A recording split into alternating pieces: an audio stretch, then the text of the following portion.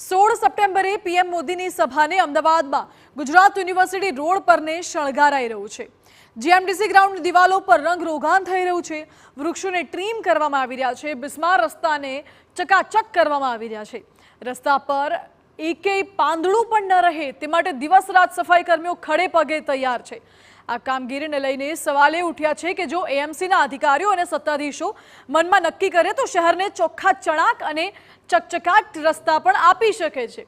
જો આ જ રીતે એએમસી દરેક વિસ્તારોમાં કામગીરી કરે તો શહેરની શકલ બદલાઈ જાય।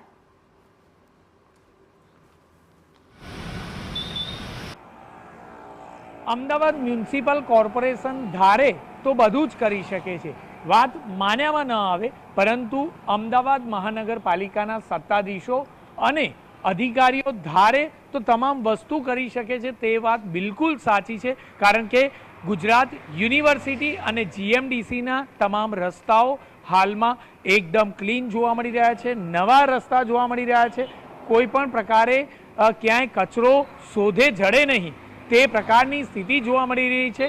ન માત્ર તે જ બાબત, પરંતુ ટ્રીમિંગ પણ તમામ જે ઘટાદાર વૃક્ષો છે તેનું યોગ્ય રીતે ટ્રીમિંગ થઈ રહ્યું છે। અને આ જ ટ્રીમિંગની સાથે સાથે જોઈએ તો ક્યાંય પણ રસ્તા પર એક પણ ઝાડનું પાંદડું પણ કચરા સ્વરૂપે શોધે જડતું નથી તે બાબત પણ એટલી જ મહત્વની છે। એટલે કે જ્યારે પણ Ahmedabad municipal corporation VVIP movement હોય ત્યારે એકદમ એક્શનમાં આવી જતું હોય છે અને પોતાનું કામ યોગ્ય રીતે કરતું હોય છે।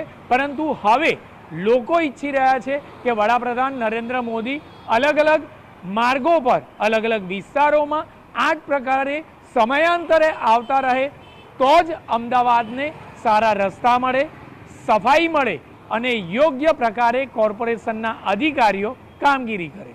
કેમેરામેન દીપક સેન સાથે જિગ્નેશ પટેલ, TV9।